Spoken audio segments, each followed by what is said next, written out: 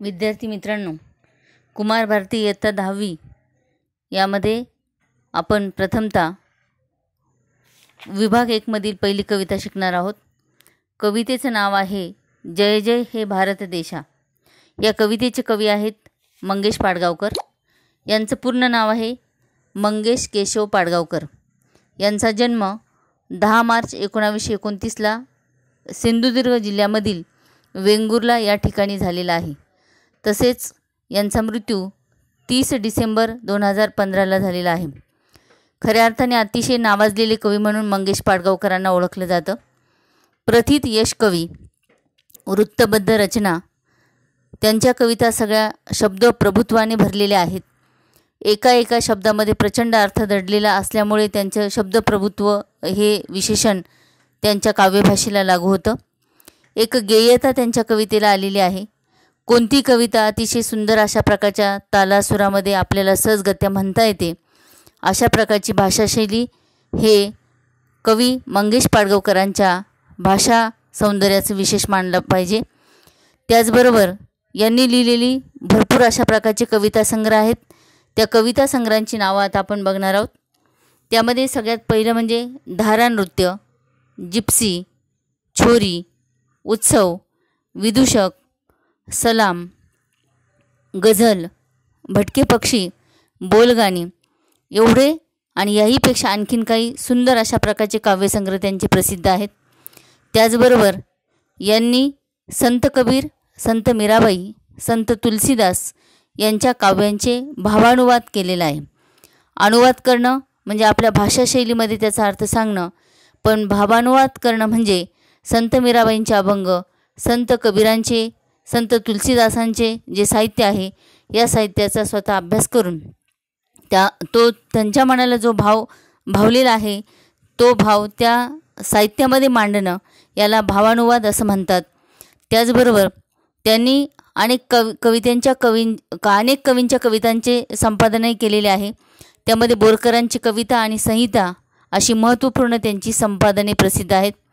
त्याचबरोबर लिंबोणीच्या झाडामागे हा एक ललित लेख निबंध संग्रह प्रसिद्ध असून बालगीतही त्यांनी अनेक लिहिलेले आहेत।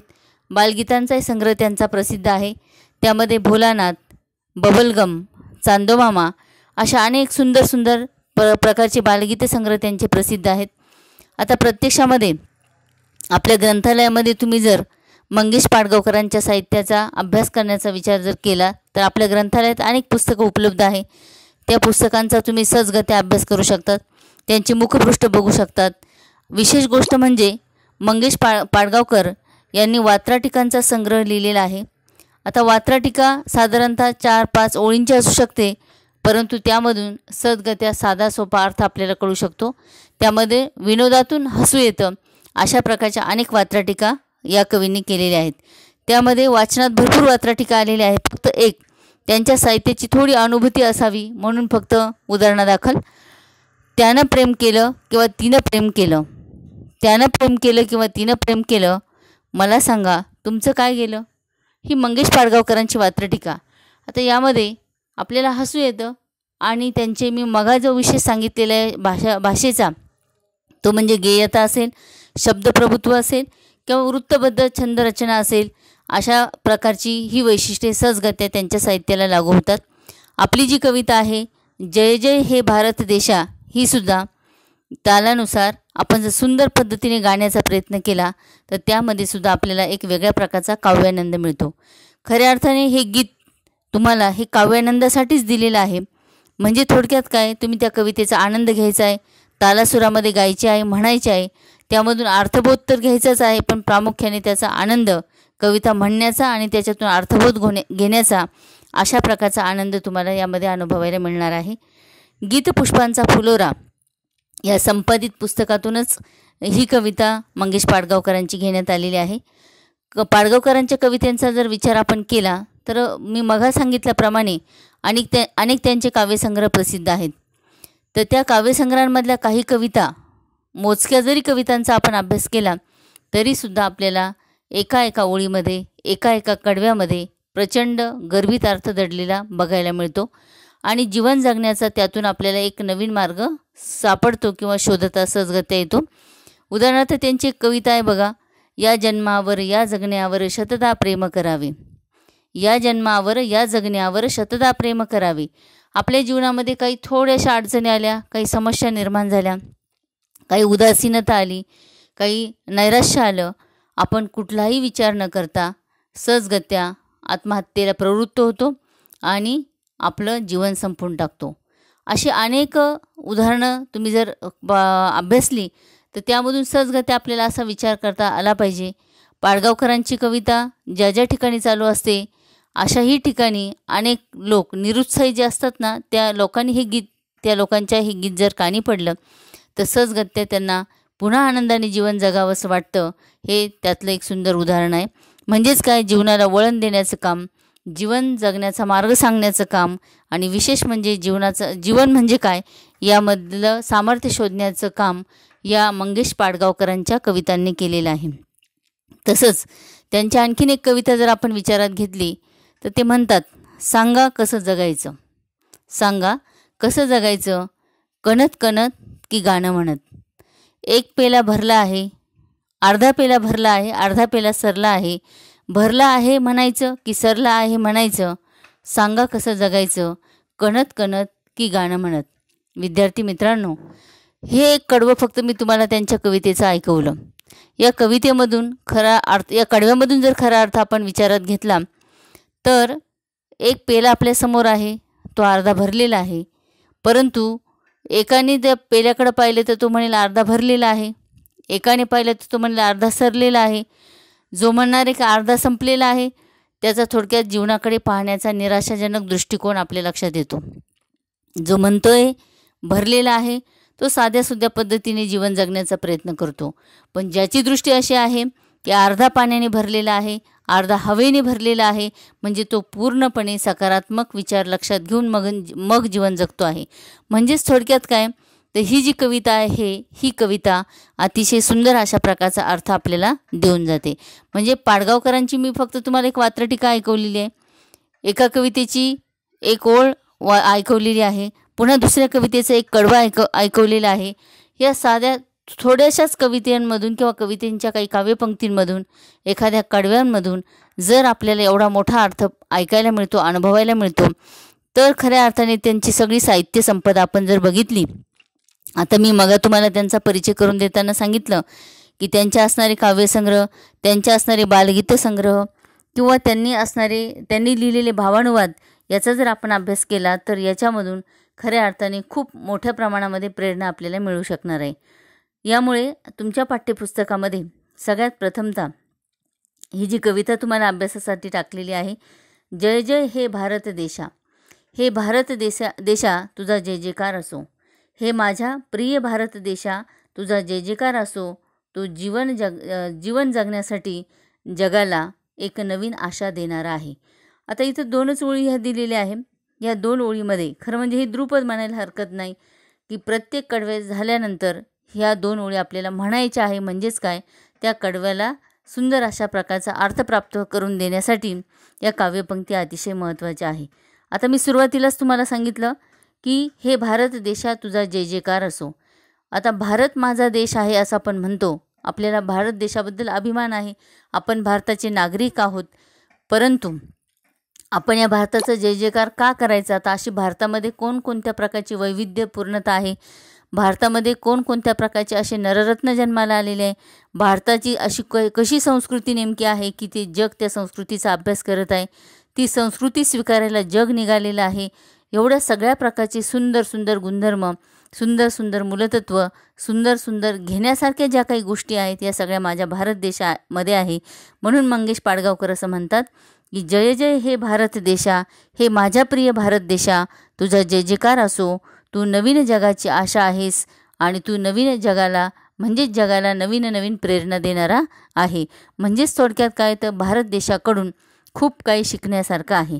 आता पूर्ण जी कविता दिलेली आहे या पूर्ण कवितेमध्ये तुम्हास एक देशप्रेमाचा संदेश मिळणार आहे आणि आपल्या देशातल्या एकात्मतेचा संदेश मिळणार आहे. आता प्रथमतः आपण कविता वाचून घेऊया आणि त्यानंतर मी तुम्हाला त्या कवितेचा अर्थ सांगणार आहे. मी काव्य गायन करत नाही, काव्य वाचन करत आहे, कारण काव्य वाचन ज्यावेळेस आपण करतो, म्हणजे प्रकट वाचन जेव्हा कवितेचं आपण करतो, तेव्हा त्या लयीकडे लक्ष न देता प्रामुख्याने त्या शब्दांचा अर्थ सहजगत्या समजून घेत घेत घेत आपण पुढे गेलो पाहिजे.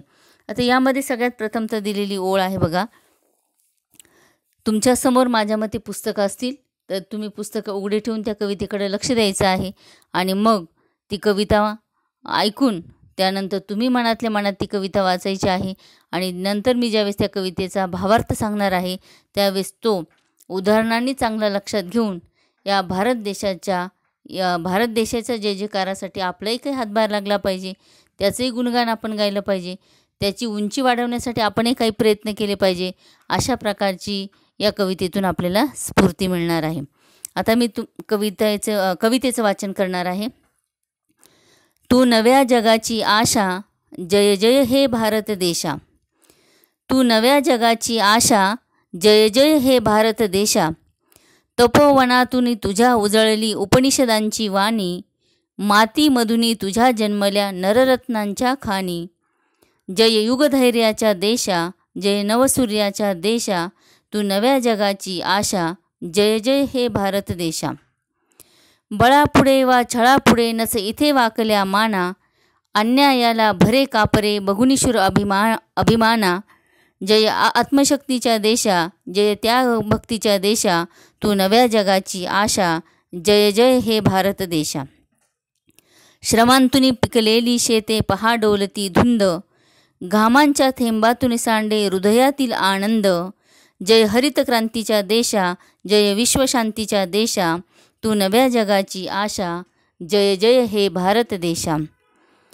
पहा झोपड्या कंगालांच्या थरारल्या भवताली, अंधाराला जाळीत उठल्या झळकत लाख मशाली.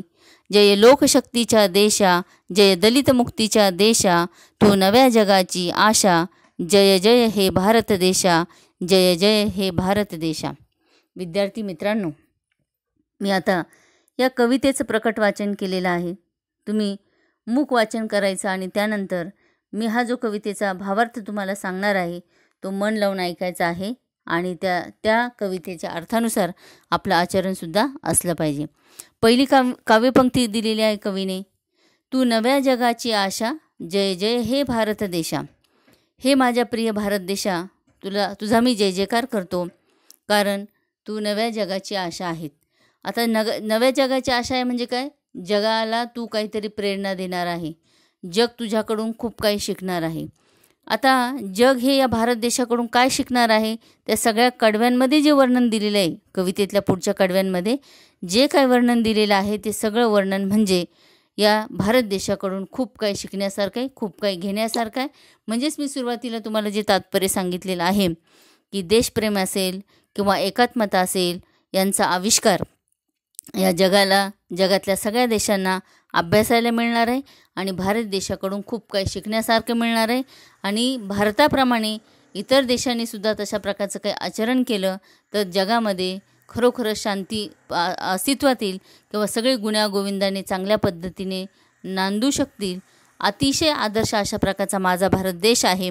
म्हणून मंगेश पाडगावकर म्हणतात, तू नव्या जगाची आशा, जय जय हे भारत देशा. मी भारतीय आहे याचा मला अभिमान असला पाहिजे. आम्ही दररोज प्रतिज्ञा म्हणत असतो, भारत माझा देश आहे, सारे भारतीय माझे बांधव आहे, माझ्या देशावर माझे प्रेम आहे. एवढी मोठी प्रतिज्ञा आपण म्हणत असतो, पण त्या प्रतिज्ञेचा आपण अर्थ समजून घेतला पाहिजे. त्यानुसार आपलं आचरण असलं पाहिजे. जर देश माझा आहे, भारत देश जर माझा आहे, त्या देशावर मी प्रेम केलं पाहिजे. देशामध्ये मी स्वच्छता ठेवली पाहिजे. देशामध्ये कुठेही आपण रस्त्यावर जाताना येताना थुंकता कामा नये. यदुनाथ थत्तेंच्या जुन्या पाठ्यपुस्तकात एक पाठ दिलेला होता. त्या पाठामध्ये यदुनाथ थत्ते म्हणतात की भारत माझा देश आहे. आपण जर म्हणत असाल तर माझा म्हणण्यामध्ये म्हणजे माझं म्हटल्यानंतर आपण त्या वस्तूला किती जपतो. माझं घड्याळ आहे, माझं घर आहे, माझी काही वस्तू आहे, तर याच्यासाठी आपण जसं जपतो, दुसऱ्याची म्हणून जेवढी जपत नाही तेवढी माझी म्हणून जसं जपतो, तर मग भारत माझा देश आहे तर मग आपण या देशाबद्दल किती जपलं पाहिजे, त्याच्यावर किती प्रेम केलं पाहिजे. त्याच्यासाठी आपलं संपूर्ण जीव जो आहे किंवा प्राण आहे त्याचा त्याग करण्याची वेळ आली तरी पण आपण केलं पाहिजे. कारण खरोखरच माझ्या भारत देशाला अशा प्रकारचा वारसा लाभलेला आहे. कारण काय तर आपण बघतो की सीमेवरती हे जवान लढतात, प्राणाची पर्वा न करता लढतात आणि कुटुंबापासून दूर असतात. कोणत्या प्रकारची विचारशक्ती किंवा खंत आपण ज्याला म्हणूया त्यांच्या मनात नसते. एवढे शूरवीर माझ्या देशामध्ये आहे. सगळेच आहे, शेतकरी आहे, कष्ट करणारे आहे, राबणारे, मजुरी करणारे, एकात्मता साधणारे आहे, नररत्नांच्या खाणी जन्माला आलेले आहे. अशा भारत देशाचा आपण जय जयकार केला पाहिजे आणि अशा भारत देशाकडून इतरांनी सुद्धा आदर्श घेतला पाहिजे, त्याचा जय जयकार केला पाहिजे. का करायचा आहे, काय आहे या भारतामध्ये, तर कवी असं म्हणतो, तपोवनातून तुझ्या उजळली उपनिषदांची वाणी. तपोवन हा जो शब्द आहे त्याचा अर्थ समजावून घ्या. तपस्व्यांचे वास्तव्य असणारे वन. तपस्वी म्हणजे काय, जे तपश्चर्येला बसतात. साधारणतः पूर्वीच्या काळी जे ऋषीमुनी तपासाठी बसत असायचे, जवळजवळ 12-12 वर्ष ते तप करत असायचे आणि या तपामध्ये त्यांची एक ध्यानधारणा असायची, एक एकाग्रता वाढायची आणि या एकाग्रतेमधून ते चिंतन करून आणि सुंदर अशा प्रकारच्या त्यांच्या मुखामधून, त्यांच्या वाणीमधून, त्यांच्या कंठामधून असं काही निर्माण व्हायचं, असं काही जन्माला यायचं की तुम्ही आम्ही त्यातला थोडाही भाग आपण वाचन केला किंवा अभ्यासला तरी आपल्या जीवनाला एक प्रेरणा देणारा असायचा, जीवन जगण्यासाठी सुंदर अशा प्रकारची दिशा देणारा असायचा. आता ह्याच काव्यपंक्तीमध्ये शब्दप्रयोग आलेला आहे की तपोवनातून तुझ्या उजळली उपनिषदांची वाणी. आता उजळणे म्हणजे काय, प्रकाशने म्हणजेच काय तर नवनिर्मिती होणे. पण कशाची नवनिर्मिती झालेली आहे, उपनिषदांची. तुम्हाला माहिती असेल की प्राचीन काळी सत्ययुगाचा कालखंड घ्या, तर या कालखंडामध्ये यजुर्वेद, सामवेद, अथर्ववेद आणि ऋग्वेद असे 4 वेदांची निर्मिती झालेली आहे. आता हे वेदसुद्धा मी आता सांगितलेलं आहे की तपोवनामध्ये ऋषीमुनी तप करण्यासाठी जेव्हा ते बसत असायचे तर ते तपाला बसल्यानंतर त्यांच्या या सगळ्या एकाग्रतेतून जीवन जगण्याचा मार्ग सांगण्याचं काम त्यांनी ज्या गोष्टींमध्ये केले किंवा ज्या पुस्तकांमध्ये केलेलं आहे, ज्या लिखाणाद्वारे केलेला आहे त्याला वेद हा शब्दप्रयोग दिलेला आहे. तर असे जे 4 वेद आहे, हे 4 वेद त्या कालखंडामध्ये या 4 वेदांचा म्हणजेच ह्या तपस्व्यांच्या मुखातून बाहेर पडलेल्या वाणीचा ज्याने खऱ्या अर्थाने अभ्यास केला, आकलन केलं, तर त्याला खऱ्या अर्थाने जीवन जगताना कोणत्याही प्रकारचा अडसर येणार नाही. आला तरी त्यातून मार्ग काढण्याची दिशासुद्धा या वेदांमधूनच मिळत होती. म्हणून हे 4 वेद जे आहे, या 4 वेदांचा सारांश म्हणजे उपनिषद आहेत. म्हणून काय तर 4 वेदांपेक्षा आपण उपनिषदांचं जरी वाचन केलं तरी त्यातून आपल्याला जीवन जगण्याची सुंदर अशा प्रकारची काही दिशा मिळते. म्हणून या ठिकाणी मंगेश पाडगावकरांनी अतिशय हेतुपुरस्कर सुंदर अशा प्रकारची भाषाशैली किंवा शब्दप्रयोग वापरलेला आहे. ते म्हणतात की तपोवनातून तुझ्या उजळली उपनिषदांची वाणी, मातीमधून तुझ्या जन्मल्या नररत्नांच्या खाणी. आता या ठिकाणी तुझ्या हा शब्दप्रयोग आलेला आहे. हा तुझा शब्दप्रयोग भारत देशासाठी आहे. भारत देश हा आपला जो देश आहे, हा देश एकमेव असा आहे त्याला आई या नात्याने सुद्धा आपण संबोधतो, भारत माता म्हणतो, भारत देश म्हणतो. मला सांगायचं तात्पर्य असं आहे की या भारत मातेच्या उदरामधून उपनिषदांचा जन्म झालेला आहे. तुम्ही म्हणाल उपनिषदांचा जन्म भारत देशातून कसा झाला किंवा भारताच्या उदरातून कसा झाला, तर भारताच्याच उदरामध्ये म्हणजेच मातीमध्ये नररत्न जन्माला आलेले आहे, तपस्वी जन्माला आलेले आहे किंवा होते आणि त्यांनीच या साहित्याला जन्माला घातलेलं आहे, या वाङ्मयाला जन्माला घातलेलं आहे. त्यामुळे आपण हे वाङ्मय वाचतो किंवा हे साहित्य वाचतो आणि या साहित्यामधून आपल्याला जीवन जगण्याची किंवा देशाची सेवा करण्याची किंवा मनुष्य देह लाभला तर आपण नेमकं काय केलं पाहिजे, चांगलं काय केलं पाहिजे याची दिशा सहजगत्या आपल्याला यामध्ये मिळू शकते. म्हणून कवी असं म्हणतोय की मातीमधून तुझ्या जन्मल्या नररत्नांच्या खाणी. खाण म्हणजे काय तर भांडार. भांडार कशाचं आहे, नररत्नांचं. नररत्न म्हणजे वीरपुरुष. आता हा नररत्न हा एक सामासिक शब्द आहे. नररत्न याचा विग्रह जर करायचा झाला तर नररूपी रत्न, नररूपी रत्न हा विग्रह आणि या शब्दाचा समास येतो कर्मधारय समास. आता कर्मधारय समास कसा, तर याचंही वैशिष्ट्य व्याकरणिक आपल्याला समजून घ्यावं लागणार आहे. नररत्न हा जो शब्द आहे हा नररत्न शब्दामध्ये 2 पदं आहेत. एक आहे नर आणि दुसरं आहे रत्न. परंतु मी विग्रह करताना असं सांगितलं नररूपी रत्न. रत्न आहेत पण हे नररूपाने आहे, म्हणून नर आणि दुसरं पद येतं रूपी. तर मी विग्रह करत असताना या दोन्ही पदांना विभक्तीचा प्रत्यय लावलेला नाही, म्हणून येथे कर्मधारय समास येतो. कर्मधारय समासाची व्याख्या लक्षात घ्या.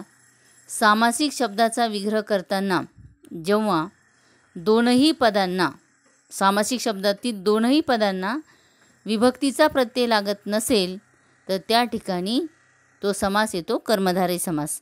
या ठिकाणी कर्मधारय समास आहे. नररत्न म्हणजेच वीर पुरुष. असे कोणकोणते वीर पुरुष जन्माला आलेले आहे? आपल्याला जर या वीर पुरुषांची नामावली म्हणजे नावांची ओळ किंवा नावं जर सांगायची वेळ आली किंवा सांगायची पाळी आली तर इतके अमर्याद नाव आहे. एवढं काम त्यांनी केलेलं आहे, एवढी कर्म त्यांनी केलेली आहे, एवढे कर्तृत्व त्यांनी बजावलेले आहे.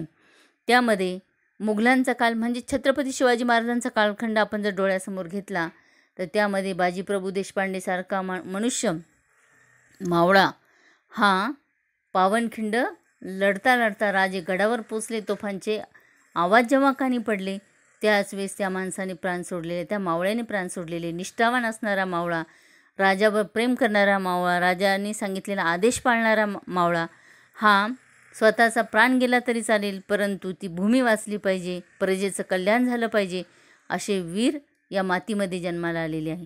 तानाजी मालुसरे यांचं उदाहरण घ्या, ते उत्कृष्ट उदाहरण आहे. कोंडाजी किल्ला जिंकण्यासाठी निघालेले. खरं तर रायबाचं आपल्या मुलाचं लग्न असताना सुद्धा लग्न बाजूला ठेवून आणि कोंडाना सर केला, तो जिंकला. लक्षात घ्या, हा त्या ठिकाणी प्रत्यक्षामध्ये गेलेला आहे. तरी तानाजी मालुसरे मात्र त्या ठिकाणी लढतच राहिलेले होते आणि म्हणून तर छत्रपती शिवाजी महाराज म्हणायचे गड आला पण सिंह गेला. गड आला पण सिंह गेला. कोंढाणा जिंकला गेला परंतु बिचारा तानाजी मालुसरे मात्र त्या ठिकाणी धारातीर्थी पडला आणि त्यानंतर त्या गडाला सिंहगड असं नामानुकरण केलं गेलं. मित्रांनो, हे त्या कालखंडामधली उदाहरणं डोळ्यासमोर घ्या किंवा त्याच्याही अगोदरचा कालखंड जर संतांचा विचार केला तर संत ज्ञानेश्वर आहे, तुकाराम आहे, एकनाथ आहे, त्यानंतर सावतामाळी आहे, गोरा कुंभार आहे, सेना नावी आहे. भरपूर भरपूर भरपूर संतांची नावं आपल्याला या ठिकाणी सांगता येणार आहे. आणखीन नरवीर भरपूरच आहे. त्यामध्ये बाबा आमटे असतील, मदर तेरेसा असेल, त्यानंतर आपले गौतम बुद्ध असतील, डॉक्टर बाबासाहेब आंबेडकर असू शकणारे, नेताजी सुभाषचंद्र बोस आहे. इंग्रजांच्या कालखंडामध्ये राजगुरू भगतसिंग सुखदेव यांनी केलेलं काम डोळ्यासमोर आणा. जहाल मतवादी, मवाळ मतवादी भरपूर लोकांनी आपल्या देशामध्ये जेव्हा इंग्रजांनी 150 वर्ष राज्य केलं त्यावेळेच्या इंग्रजांना हाकलून देण्याचं काम, प्राण गेला तरी आपलं जे हाती घेतलेले ध्येय आहे न सोडणारे असे अनेक नावं मी आता मगा सांगितल्याप्रमाणे लाला लजपतराय असू द्या, खूप नावं आहेत. प्रीतिलता वड्डेदार आहे. आता इथे नररत्न जरी म्हटलेलं असेल तर त्यांचाही त्याग आहे. प्रीतिलता वड्डेदार असू द्या किंवा सुनीता चौधरीसारखे असू द्या, अशा अनेक युवतींनीसुद्धा या देशासाठी प्राण अर्पण केलेले आहे. बाबू गेणूचं तर उदाहरण डोळ्यासमोर ठेवा तुम्ही. स्वतःचा परदेशी मालाचा ट्रक समोरून जात असताना परदेशी माल वापरायचं नव्हतं, ही चतुसूत्री होती. राष्ट्रीय सभेची चतुसूत्री होती की स्वदेशी मालाचा स्वीकार करायचा, परदेशी मालावर बहिष्कार टाकायचा, राष्ट्रीय शिक्षण देणाऱ्या शाळांमध्ये शिक्षण घ्यायचं आणि देशाला स्वातंत्र्य मिळवून द्यायचा. आजपासून प्रत्येकाने ह्या 4 सूत्रींचा वापर केलाच पाहिजे. आणि अशाच कालखंडामध्ये ब्रिटिशांनी पुन्हा परदेशी मालाचा ट्रक भरून आणला भारतामध्ये. तेव्हा मात्र बाबू गेनू त्या ट्रकच्या पुढे आडवे झाले आणि तो नराधम असणारा किंवा निष्ठुर हृदयाच्या असणाऱ्या ब्रिटिश चालकाने यांच्या अंगावरती ती गाडी घातली, त्यांचा प्राण गेला. मला सांगायचं तात्पर्य असं आहे की प्राण गेला तरी चालेल पण भूमीला, तत्वांना जपणारे असे नररत्न या भूमीमध्ये जन्माला आलेले होते. म्हणून त्या संदर्भाने मंगेश पाडगावकर असं म्हणतात की मातीमधून तुझ्या जन्मल्या नररत्नांच्या खाणी. या भारतामध्ये असे नररत्न जन्माला आलेले आहे, एवढ्या खाणी तू जन्माला घातलेल्या आहे. म्हणून हे भारत देशा तुझा जय जयकार असो, तुझा जय जयकार असो. पुढे कवी पुन्हा म्हणतोय, जय युगधैर्याच्या देशा, जय नवसूर्याच्या देशा. युगधैर्य, युग हा शब्दाचा अर्थ आपल्याला आधी कळायला पाहिजे. युग म्हणजे काय तर काही शतकांचा कालखंड. आत्तापर्यंत तुम्हाला माहिती आहे की 3 युग होऊन गेले आणि हे 4थं युग चाललेलं आहे. त्यामध्ये सत्ययुग असेल, द्वापारयुग असेल, त्रेतायुग असेल आणि आता असणारं कलियुग आहे. तर युग म्हणजे काय असं विशिष्ट कालखंड नाही, 100 वर्ष 200 वर्ष असं नाही. काही शतकांचा कालखंड म्हटलेलं. 1 शतक म्हणजे 100 वर्ष. असा काही शतकांचा कालखंड म्हणजे युग आहे. तर त्याने सांगितलेले जय युगधैर्याच्या देशा, जय नवसूर्याच्या देशा. म्हणजे युगायुगाने युग एवढी होऊन गेली, मी आता सांगितल्याप्रमाणे की सत्ययुग असेल, द्वापार असेल, त्रेता असेल आणि आत्ताचं कलियुग आहे. ह्या युगांमध्ये जर आपण सगळ्या वीरांचा अभ्यास केला, माणसांचा अभ्यास केला, तर त्यांच्यामध्ये धैर्य अतोनात भरलेलं होतं. प्रचंड प्रमाणामध्ये धाडस होतं. आलेल्या संकटावरती मात करण्याची ताकद होती. मग कोणत्याही पद्धतीने असू दे, मग गांधीवादी विचारांचे असू द्या, नाहीतर गांधीवादी विचारांचे असू द्या, नाही तर मग जहालमतवादी विचारांचे असू द्या, परंतु या लोकांनी ज्या पद्धतीने या मायभूमीवरती प्रेम केलेलं आहे, धाडस ठेवून त्यांनी केलेलं आहे. म्हणून त्यांनी म्हटलेलं आहे की जय युगधैर्याच्या देशा, जय नवसूर्याच्या देशा. आता देशाचा जय जयकार करते म्हणजेच काय, धैर्यवान असणाऱ्या माणसांचा जय जयकार आहे. आणि यामध्ये नवसूर्य हा शब्दप्रयोग वापरलेला आहे. म्हणजेच काय की नवसूर्य म्हणजे नवीन सूर्य असा अर्थ आपल्याला घ्यायचा नाही, तर सूर्याप्रमाणे तेजस्विता, सूर्याप्रमाणे प्रेरणा देण्याची ताकद ही माझ्या भारतातल्या लोकांमध्ये आहे. म्हणून ते म्हणतात की जय युगधैर्याच्या देशा, जय नवसूर्याच्या देशा, तू नव्या जगाची आशा, जय जय हे भारत देशा. म्हणजे जग तुझ्याकडनं खूप काही शिकणार आहे. तुझ्यामध्ये एवढं काही सामर्थ्य आहे, जग तुझ्याकडून खूप काही शिकणार आहे. म्हणून त्याला कवी असं म्हणतोय की तू नव्या जगाची आशा, जय जय हे भारत देशा. पुढच्या कडव्यामध्ये कवी असं म्हणतोय, बळापुढे वा छळापुढे नसे इथे वाकल्या माना. आता मगाच मी उदाहरण तुम्हाला सांगितलेलं आहे की मुघलांचा काळ घ्या किंवा इंग्रजांचा कालखंड घ्या, यांनी प्रचंड प्रमाणात बळाचा वापर केला. आता इंग्रज जेव्हा 150 वर्ष आपल्या भारतात राहिले, त्याचा जरी आपण विचार केला तर इंग्रजांमध्ये सैन्य सामर्थ्य मोठं होतं, शस्त्र सामर्थ्य पण मोठं होतं आणि भारताकडे याच्या विरोधी परिस्थिती होती. तरी पण यांनी तिथे शरणागती पत्करलेली नाही. भारतीयांनी या ठिकाणी बळापुढे सुद्धा शरणागती पत्करली नाही, छळापुढे सुद्धा यांनी शरणागती पत्करलेली नाही. आता छळ कशा पद्धतीने केला गेलेला आहे, संतांचा काळ लक्षात घ्या, ज्ञानेश्वरांचा छळ कसा झाला वगैरे वगैरे. इंग्रजांचा काळ डोळ्यासमोर घ्या, या कालखंडामध्ये सुद्धा शेतकऱ्यांचा प्रचंड मोठ्या प्रमाणात छळ केला गेला. त्यामध्ये त्यांची शेती असून त्याच्यावर शेतसारा भरावा लागायचा, त्याच्यामध्ये त्यांना पुरेसा अन्न, वस्त्र, निवारा ह्या त्यांच्या ज्या काही जीवनावश्यक गरजा होत्या त्या पण पूर्ण होत नसायच्या. तरीसुद्धा स्वाभिमानाने या देशातला नागरिक जगलेला आहे. छळापुढे त्याने नतमस्तक झालं नाही किंवा मान झुकवलेली नाही आहे, उलट तो स्वाभिमानाने जगलेला आहे आणि 150 वर्षे राज्य करणाऱ्या या इंग्रजांना पळून लावलेलं आहे. आता याच्यासाठी या सगळ्या लोकांमध्ये मी मघा नावं सांगितले, भगतसिंग आहे, राजगुरू आहे, सुखदेव आहे, लाला लजपतराय असू द्या, सुभाषचंद्र बोस असू द्या, प्रीतिलता वड्डेदार असू द्या, सुनीता चौधरी किंवा अनेक दादाभाई नौरोजी असू द्या, असे अनेक जे काही लोक आहेत, या लोकांनी देशाला स्वातंत्र्य मिळवून देण्यासाठी आपल्या प्राणाची पर्वा केलेली नाही आहे. आणि म्हणून इथं कवी असं म्हणतोय की बळापुढे वा छळापुढे नसे इथे वाकल्या माना, अन्यायाला भरे कापरे बघुनी शुराभिमान. आपल्याकडं किती मोठा अभिमान आहे, त्यामुळे आपल्यावर ज्यांनी अन्याय केलेला आहे, हा अन्यायालाच कापरं भरत आहे. कापरे भरणे म्हणजे भीती वाटणे. अन्याय करणाऱ्यालाही कापरं भरत आहे, अन्यायालासुद्धा कापरं भरत आहे, कारण आपल्यामध्ये असणारा अभिमान शूर अभिमान आहे. प्राण जाईल परंतु वाकणार नाही. स्वाभिमानी जगणं हा संदेश आपल्या देशाकडून घेण्यासारखा आहे. म्हणून ते म्हणतात की बळापुढे वा छळापुढे नसे इथे वाकल्या माना, अन्यायाला भरे कापरे बघुनी शूर अभिमाना. जय आत्मशक्तीच्या देशा, जय त्यागभक्तीच्या देशा, तू नव्या जगाची आशा, जय जय हे भारत देशा. आता आपल्याकडं आत्मबळाचा देश म्हटलेले, त्यागाच्या आणि भक्तीचा देश म्हटलेला आहे. आता भक्ती कशाची करायची, देशावरती भक्तिनिष्ठा आहे. तुम्ही बघा, सीमेवरती लढणारे नौदल, भूदल, हवाई दल असू द्या, या सगळ्या दलांमध्ये काम करणारे किंवा निमलष्करी दलामध्ये काम करणारे किंवा वेगवेगळ्या गावागावांमध्ये होमगार्डसारखी छोटी एक संघटना आपण म्हणूया, यामध्ये काम करणारे जे लोक आहे अतिशय निष्ठेने काम करतात, अतिशय प्रामाणिकपणे काम करतात. जेव्हा ते युद्धभूमीवरती आपल्या घराचा उंबरा ओलांडून जातात ना, त्यावेळेस मात्र पुन्हा ते मागं फिरून बघत नाही. म्हणजेच थोडक्यात काय, की त्यांना कशाची, घराची, विधवर काराची, पत्नीची किंवा मुलांची ते खंत न बाळगता संपूर्णपणे आपल्या हाती घेतलेली जी सेवा आहे, या सेवेला ते वाहून घेतात, त्याच्यावर निष्ठा ठेवतात आणि अखंडपणे देशाचं रक्षण करत असतात. हा एक भाग महत्त्वाचा लक्षात घ्या. आता काल परवा 2-3 दिवसापूर्वीचं तुम्ही जरी उदाहरण लक्षात घेतलं तरीसुद्धा आपले जे भारतीय होते, या भारतीय सैनिकांनी लडाखच्या भागामध्ये कशा पद्धतीने लढत दिलेली आहे, त्यामध्ये बऱ्याच बिचाऱ्यांना, माझ्या मते 20 जवानांना प्राण गमवावं लागलेलं आहे, त्यांना वीरमरण आलेलं आहे. ही दुःखाची जरी गोष्ट असली, परंतु देशावर असणारं प्रेम विचारात घ्या तुम्ही. आपले देशाचे पंतप्रधान मोदीजी पण म्हणतात की आम्ही भारतीय बासरीधारी कृष्णाची पूजा करतो, मात्र सुदर्शन चक्रधारी भगवान कृष्णसुद्धा आमचे आदर्श आहेत. आम्ही कुणापुढे कधी झुकलो नाही आणि कधी झुकणार नाही.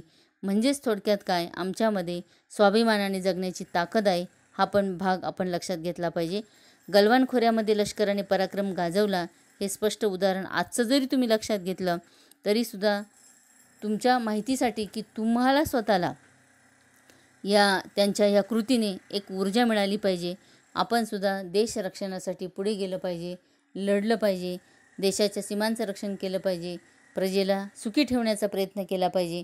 प्रत्येक मनुष्य जन्माला आल्यानंतर काहीतरी कृती करून दाखवली पाहिजे.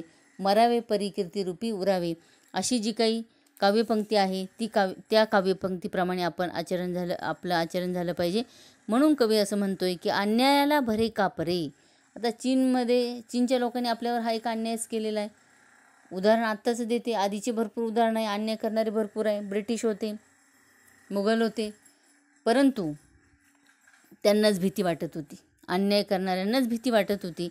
अर्थात थोड्याफार प्रमाणामध्ये काही लोक, आता संभाजींचं उदाहरण घ्या तुम्ही, संभाजीराजे घ्या, छत्रपती शिवाजीराजे घ्या, या सगळ्यांची उदाहरणं जर आपण डोळ्यासमोर घेतली तर अन्यायाला पूर्णपणे विरोध करणारे ते होते. मावळ्यांची मनस्थिती त्यांनी तशीच तयार केलेली होती आणि त्यामुळे या संकटांना सामना करण्याची ताकद, समस्येला सामोरं जाण्याची ताकद भारतीयांमध्येच आहे. म्हणून ते म्हणतात की अन्यायाला भरे कापरे बघुनी शुराभिमाना, जे आत्मशक्तीच्या देशात स्वबळ आहे. आत्मशक्ती म्हणजे स्वबळ. आपल्याकडे एवढं स्वबळ आहे, आपला आत्मविश्वास एवढा आहे की मी मरेन परंतु माझा देश वाचवेन, अशी शपथ हे आमचे सैनिक घेत असतात. आता सैनिकांचं उदाहरण घेऊन चालणार नाही. आपण ज्या ठिकाणी सेवा करतोय, नोकरी करतोय, कोणता व्यवसाय असू द्या, नोकरी असू द्या, काही करत असताना प्रामाणिकपणे ती केली पाहिजे. म्हणजेच थोडक्यात काय तर स्वाभिमानाने आपल्याला जगता आलं पाहिजे. आपल्यामध्ये स्वबळ असलं पाहिजे. त्यागभक्तीच्या म्हणजे आपण देशावरती खूप प्रेम केलं पाहिजे. आपल्याला काही गोष्टींचा त्याग करण्याची वेळ आली तरी पण चालेल. म्हणून ह्या देशाचा जय जयकार कवीने केलेला आहे. ते म्हणतात की तू नव्या जगाची आशा, जय जय हे भारत देशा. तू खऱ्या अर्थाने हे भारत देशा नव्या जगाची आशा आहे. तुझ्याकडून खूप काही शिकण्यासारखं आहे. सहजगत एक उदाहरण आपण लक्षात घेतलं पाहिजे की आपला जो काही धर्मग्रंथ आहे भगवद्गीता, हा प्रत्यक्षामध्ये आपण तो कधी वाचला की नाही मला ठाऊक नाही, परंतु त्याच्यातून ते वाचन केल्यानंतर त्यामध्ये अर्जुनाला कृष्णाने दिलेला जो काही संदेश आहे, उपदेश आहे, असणाऱ्या 18 अध्यायांमध्ये प्रत्येक योगाचं महत्त्व सांगितलेलं आहे. ते आपण वाचलं पाहिजे. आपण ते वाचनही करत नाही, त्याचा अर्थही समजून घेत नाही. पण पाश्चात्य राष्ट्र, मी आता जे सांगितलं ना, नव्या जगाची आशा, म्हणजे अन्य राष्ट्रसुद्धा माझ्या भारताकडून खूप काही शिकणार आहे. तर भगवद्गीतेचा अभ्यास आता पाश्चात्य पौर्वात्य राष्ट्रातले लोक करायला लागलेले. एक ओळ, एक श्लोक आणि त्याचा असणारा अर्थ याचं समीक्षण करायला लागलेले आणि त्याच्यामधून पुन्हा नवीन काही शास्त्र सिद्धांत ते काढू शकतात. पण आपण मात्र त्यापासून थोडं दूर आहोत. तर त्याचा, आपल्या धर्मग्रंथाचा आपण चांगला अभ्यास करणं आवश्यक आहे. तर कवी असं म्हणतो आहे की तू नव्या जगाची आशा, जय जय हे भारत देशा. श्रमांतुनी पिकलेली शेते पहा डोलती धुंद. आपला देश हा कृषीप्रधान देश आहे. आपल्या देशामध्ये जवळजवळ 70 ते 75% लोक हे शेती व्यवसाय करतात आणि ही शेती व्यवसाय आता जरी यंत्रयुग आलेलं असलं तरीसुद्धा आपल्या देशामध्ये श्रमांमधून श्रम करून घाम गाळून कष्ट करणारे शेतकरी प्रचंड प्रमाणात आहे. आणि त्यामुळे यांच्या बिचाऱ्यांच्या श्रमातून जी शेती फुलते आहे, शेतीमध्ये पिकं जी फुलत आहेत, शेतीमध्ये ते जे काही पिकं आहे ते पिकं आनंदाने डोलत आहे, धुंद होऊन डोलत आहे. धुंद होणे म्हणजे काय? बेभान होणे, आपलं भान विसरणे. बेभान म्हणजे भान विसरून जाणे. आता आपण भान कधी विसरतो? अति आनंद झालेला असला, आपण एखादी कृती करतो तर आपलं अस्तित्व आपण विसरून जातो कधी कधी, असा आनंद होणं. तसं ही जी काही शेतं आहेत ना, ही सुद्धा बेभान होऊन धुंद होऊन डोलत आहेत, कारण तेच परिपूर्ण आहे, ते भरलेली शेतं आहे. आणि ही भरलेली शेतं कशामधून निर्माण झालेली? तर घामाच्या थेंबांमधून. शेतकरी राबतो, कष्ट करतोय, आणि त्याच्या थेंबामधून, घामाच्या थेंबामधून, अशी श्रमामधून ही सगळी पिकलेली शेतं आपल्याला पाहायला मिळतात. या शेतामधून मिळालेला जो काही माल आहे, या मालावर आम्ही जगत असतो. आता सध्या भयानक आलेलं हे जे कोरोनाचं संकट आहे, लक्षात घ्या, सगळ्या काही गोष्टी आपण थोड्याशा बाजूला ठेवलेल्या आहे, पण अन्नाची जी काही गरज आहे, ही गरज आपण बाजूला ठेवू शकलो नाही. उलट पोषक घटक खाल्ले पाहिजे असं सांगितलं जायचं, कारण असलेल्या या विषाणूला प्रतिकार करण्याची क्षमता आपल्यात येण्यासाठी सगळ्या प्रकारचे विटॅमिन्स आहे, जीवनसत्व आहे, ते आपल्याला मिळाले पाहिजे. आणि हे सगळे या बिचाऱ्या शेतकरी राजाने कमवलेल्या शेतातल्या पिकांमधून मिळत आहे. त्याने कष्ट केलेले, घाम गाळलेले, त्याच्यातून आपल्याला मिळत आहे. म्हणून तर या शेतकऱ्याला जगाचा पोशिंदा म्हणतात. आपल्याला पोसणार आहे, आपल्याला जीव देणार आहे, जीवन देणार आहे. म्हणून असा जास्त कष्ट करणारा शेतकरी माझ्याच देशामध्ये आहे. आणि म्हणून कवी असं म्हणतोय की श्रमांतुनी पिकलेली शेते पहा डोलती धुंद, घामाच्या थेंबातुनी सांडे हृदयातील आनंद. आणि हे कष्ट करताना त्याला आनंद पण होतोय, कारण त्याच्या आंतरिक मनामध्ये, हृदयामधून तो आनंद बाहेर पडत आहे. आणि या बिचाऱ्याच्या या कष्टामधून क्रांती झालेली आहे, आणि ती हरित क्रांती झालेली आहे, बदल झालेला आहे, धनधान्याची विपुलता आलेली आहे. म्हणून पुन्हा कवी म्हणताय, जय हरित क्रांतीच्या देशा, जय विश्वशांतीच्या देशा. आता विश्वामध्ये शांती प्रस्थापित करण्याचं काम खरा माझा भारत देश करत आहे. मित्रांनो, विचार करा किंवा लक्षात घ्या की गौतम बुद्धांनी सुद्धा सगळ्यांना विश्वशांतीचा संदेश दिलेला आहे जगाला. संत ज्ञानेश्वरांचं पसायदान तुम्ही अभ्यासा. आता विश्वात्मके देवे, तेने वाग्यज्ञ तोषावे, तोषोनी मज द्यावे पसायदान हे. आता या पसायदानामध्ये ज्ञानेश्वर काय म्हणतात ते आम्ही बघा. आपण सामान्य लोक परमेश्वराच्या किंवा देवाच्या समोर बसतो, देवाऱ्यातल्या देवांच्या समोर बसतो आणि म्हणतो, हे देवा मला हे दे, ते दे, ते दे, मला दे, मी, असा आपल्याकडे भाव असतो. परंतु संत ज्ञानेश्वरांनी मात्र विश्वात्मक देवाकडे प्रार्थना केलेली. विश्वाचा देव एकच मानलेला आहे, आणि त्या देवाला म्हणतात की ज्याला जे काही हवं असेल, मी वाग्यज्ञ करतोय, ज्याला जे हवं असेल ते दे. जे खळांची व्यंकटी सांडवतया सत्कर्मी रती वाढो. म्हणजे काय, जे वाईट लोक आहेत ते संपले पाहिजे असं नाही, तर त्यांच्यातली दुष्ट भावना संपू दे, त्यांच्याबद्दल प्रेम निर्माण होऊ दे, त्यांच्याही मनात दुसऱ्यांबद्दल प्रेम निर्माण होऊ दे. एवढी व्यापक कल्पना ही संत ज्ञानेश्वरांची आहे. आणि संत ज्ञानेश्वर महाराष्ट्रभूमीत, म्हणजेच तात्पर्य त्याचा अर्थ असा येतो की भारतामध्ये जन्माला आलेले आहे. अशा पद्धतीने विश्वशांतीचा संदेश देणारे. आता मी तुम्हाला तो कालखंड सांगितला. आजचंही उदाहरण जरी आपण लक्षात घेतलं तरी पण तुम्ही बघा, आता कोणत्याही पक्षाचा आपण, म्हणजे पक्षाची बाजू घेऊन आपण बोलू शकत नाही, पण तरी पण प्रामुख्याने अनेक जे राष्ट्र आहेत त्रास देणारे वगैरे वगैरे. आता उदाहरणार्थ चीनने हे संकट आपल्यावर आणलेलं आहे.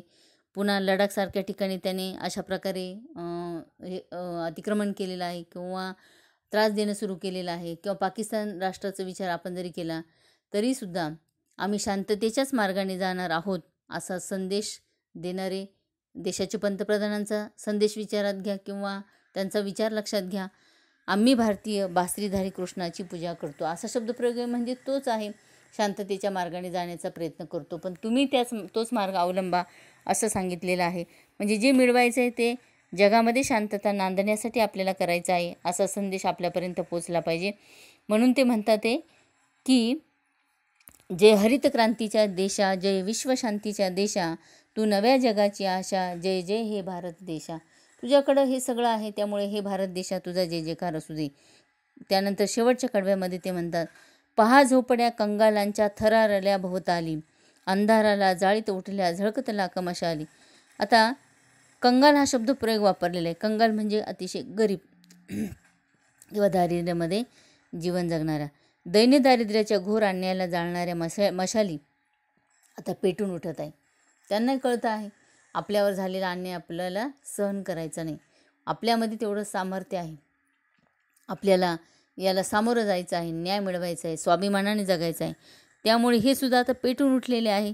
आणि जरी अवतीभोवती पूर्वीच्या काळी भुकेले असणारे कंगाल असणाऱ्यांच्या जरी झोपड्या असल्या होत्या, तरी पण आपल्या भारतीयांमधली एकजुटता पाहून, भारतीयांमधली एकात्मता पाहून यांच्याही लक्षात आलेले की मला पण न्याय मिळणार आहे. म्हणून हे लोकसुद्धा आनंदाने आता शहारत उठलेले आहे, त्यांना आनंद झालेला आहे. म्हणून ते म्हणतात की पहा झोपड्या कंगालांच्या थरारल्या भोवताली, अंधाराला जाळीत उठल्या झळकत लाख मशाली. मशाल म्हणजे मोठी ज्योत. आता अंधार आहे, पण अंधाराला जाळण्याचं काम करतं. अन्यायाला मोडण्याचं काम या प्रकाशणाऱ्या लाख मशाली करत आहे. म्हणजेच काय, तर जे तेजस्वी, ज्यांनी देशावरती प्रेम केलेलं आहे, देशाला अन्यायातून बाहेर काढण्यासाठी ज्यांनी प्रयत्न केलेला आहे, असे जे लोक आहे लाख मशालींची भूमिका बजावत आहे आणि न्याय मिळवून देण्यासाठी प्रयत्न करत आहे. याचं उदाहरण मी मागे तुम्हाला दिलेलं आहे. त्यामुळं ते म्हणतात की जे लोकशक्तीच्या देशा, आता आपला भारत जो देश आहे 130 कोटी लोकसंख्या भारताची आहे. यामध्ये अनेक जातीचे, धर्माचे, वंशाचे, पंथाचे अनेक लोक आहे. परंतु हे सगळे लोक एकोप्याने राहतात, एकजुटीने राहतात, अतिशय आनंद व्यक्त करतात. म्हणून त्यांनी म्हटलेलं आहे की जे लोकशक्तीच्या देशा, लोकशक्ती म्हणजे काही अन्यायकारक घटना घडली तर त्याला विरोध करण्याची ताकद आमच्या भारतामध्ये आहे. आणि देशाचे रक्षण करण्यासाठी कोणत्याही प्रकारचे कष्ट करण्याची ताकद भारतीयांमध्ये आहे. म्हणून ते म्हणतात जे दलित मुक्तीच्या देशा, पीडितांची शोषणातून सुटका करण्यासाठी अनेकांनी प्रयत्न केलेले आहे. त्यामध्ये डॉक्टर बाबासाहेब आंबेडकर असू द्या, अनेक लोक आहेत, किंवा महात्मा फुले असू द्या, या सगळ्या लोकांनी जे प्रयत्न केलेले आहे, दलित मुक्त झालेले आहे. समानतेचं तत्त्व संविधानाप्रमाणे आम्ही आता आचरणात आणत आहोत. कोणी मोठा, कोणी छोटा, कोणी श्रेष्ठ, कोणी कनिष्ठ असा राहिलेला नाही. सर्वजण समान आहे. अशा लोकशाही देशामध्ये, म्हणजे लोकशाही देश म्हणजेच भारत देश आहे, अशा भारत देशाचा जय जयकार किंवा गौरव या कवितेमध्ये कवीने केलेला आहे. म्हणून कवी म्हणतोय, तू नव्या जगाची आशा, जय जय हे भारत देशा. म्हणून अशा भारत देशाचा आपण काय केला पाहिजे, जय जयकार केला पाहिजे. मग आता भारत देशाचा जय जयकार केला पाहिजे ही पूर्ण कविता आपण अभ्यासली, पण का, तर त्याची पुन्हा मुख्य पॉईंट आपण बघणार आहोत किंवा मुख्य मुद्दे आपण बघूया. त्यामध्ये सगळ्यात पहिला महत्त्वाचा भाग दिलेला आहे की उपनिषदं तयार झालेली आहे तपोवनामध्ये. पुन्हा या मातीमधूनच नररत्न जन्माला आलेले आहे. त्यानंतर धैर्यवान माणसं या देशामध्ये आहे. त्यानंतर इतरांना नवीन प्रेरणा देण्याची ताकद या देशातल्या लोकांमध्ये आहे. आत्तापर्यंत भरपूर बळाचा अनेकांनी वापर केला, छळाचा वापर केला, परंतु त्याला तोंड देण्याची ताकद आमच्या भारतीयांमध्ये आहे. अन्याय सहन करत नाही, उलट अन्यायाच्या विरुद्ध पेटून उठण्याची ताकद भारतीयांमध्ये आहे. त्यामुळे अन्यायालाच कापरं भरते, भीती वाटते आहे, अशी शक्तिमान माणसं माझ्या देशात आहे. आत्मशक्ती आहे, त्यागभक्ती आहे, म्हणजे देशावर भक्ती असल्यामुळे कशाचाही त्याग करण्यासाठी ते तयार झालेले आहे. कष्ट करणारे लोक आहे, घाम गाळणारे लोक आहे, हरित क्रांती, धवल क्रांती निर्माण करणारे लोक आहे, विश्वामध्ये शांती निर्माण झाली पाहिजे याच्यासाठी प्रयत्न करणारे लोक आहे. आणि विशेष म्हणजे जरी अगोदर कंगालांच्या झोपड्या या ठिकाणी होत्या, तरी ते थरारून उठलेले आहे. अन्यायाला विरोध करण्यासाठी ते उठलेले आहे. त्यांचं अंग शहारलेलं आहे. लाख मशाले हातात घेतलेले आहे. लोकशक्ती भारतामध्ये आहे, एकात्मता भारतात आहे. दलित मुक्ती झालेली म्हणजे समानतेचं तत्त्व आलेले. स्त्री पुरुष असू द्या, श्रेष्ठ मोठे लहान असू द्या, किंवा कोणत्याही वर्णाचा, जातीचा, धर्माचा व्यक्ती असेल तरी तो आता सगळी समान वागणूक भारतामध्ये दिली जाते. हे सगळे आदर्श हे इतरांनी पण घेतले पाहिजे. आणि म्हणून कवी असं म्हणतोय की हे भारत देशा, तुझा जय जयकार असू दे किंवा आहे. तर प्रामुख्याने खरोखरच भारत देशामध्ये एवढे शूरवीर जन्माला आलेले आहे. या शूरवीरांबद्दल सुद्धा आपण आपल्याकडे शब्दसुद्धा नाही, परंतु भरपूर भारताचा जय जयकार करणारे असे अनेक गीतं, अनेक कवींनी जन्माला घातलेले आहे. त्यामध्ये तुम्ही 9वी इयत्तेतच अभ्यास केलेला आहे की वंदे वंदे मातरम, त्यामध्ये सुद्धा मंत्राचा जे जयकार केलेला आहे, म्हणजेच भारतभूमीमध्ये असणाऱ्या वीर पुरुषांनी केलेले जे काही कष्ट आहे, काम आहे, त्याचाच अभ्यास त्यांनी केलेला आहे किंवा मंत्राचा जागर केलेला आहे. वेदमंत्राहून आम्हा वंदे वंदे मातरम, माऊलीच्या मुक्ततेचा यज्ञ झाला भारती, त्यात लाखो वीर देते जीवितांच्या आहुतीने सिद्ध केला मंत्र वंदे मातरम, वंदे वंदे मातरम, वंदे वंदे मातरम. थोडक्यात काय, अनेक लोकांनी आपल्या आहुती दिल्या, पण ते मागे सरले नाही, कारण भारताचा जय जयकार त्यांना करायचा होता. अशा पद्धतीने ही कविता मी तुम्हाला कवितेचा भावार्थ आता सांगितलेला आहे. तुम्ही ही कविता समजावून घ्यायची आहे, तालासुरात तिचा आस्वाद पण घ्यायचा आहे. सुंदर अशा प्रकारच्या गेयतेने तालबद्धतेने ही कविता तुम्हाला म्हणायची आहे. प्रामुख्याने अजून एक महत्त्वाचा विशेष व्याकरणिकीचा सांगायचा बाकी आहे होता, तो म्हणजे ही पूर्ण कविता यमक अलंकारातून दिलेली आहे. यमक अलंकाराचा अर्थ काय बघा, तर जी काही काव्यरचना असते किंवा जी काही कविता असते, त्या कवितेच्या प्रत्येक चरणामध्ये शेवटी असेल, मध्ये असेल किंवा ठराविक ठिकाणी 30 अक्षरे जर आली आणि ते अक्षरं किंवा ते काव्यचरण किंवा पद्यचरण आपण जेव्हा वाचतो, तेव्हा त्याला एक नादमयता प्राप्त होते, गेयता प्राप्त होते, तालबद्धता प्राप्त होते. त्यावेळेस त्या ठिकाणी यमक अलंकार होतो. यमकाचे अनेक प्रकार आहेत. त्यामध्ये आद्य यमक आहे, मध्य यमक आहे, अंत्य यमक आहे, दाम यमक आहे, पुष्प यमक आहे, असे यमकाचे अनेक प्रकार आहे. तर या सगळ्या प्रकारांपैकी ही कविता अंत्य यमकातून दिलेली आहे. अंत्य म्हणजे शेवटी यमक साधलेला आहे. आता कसं साधलं बघा. पहिल्या याला म्हटलेले आशा देशा, वाणी खानी, देशा देशा, माना अभिमाना, त्यानंतर पुन्हा देशा देशा, धुंद आनंद, देशा देशा, भवताली मशाली, देशा देशा. अशा पद्धतीने पूर्ण कविता यमक अलंकारातून दिलेली आहे. म्हणूनच आपण बघितलं की वृत्तबद्ध रचना आणि शब्दप्रभुत्व, गेयता ही मंगेश पाडगावकरांच्या कवितेचे विशेष सांगितलेले आहे. धन्यवाद.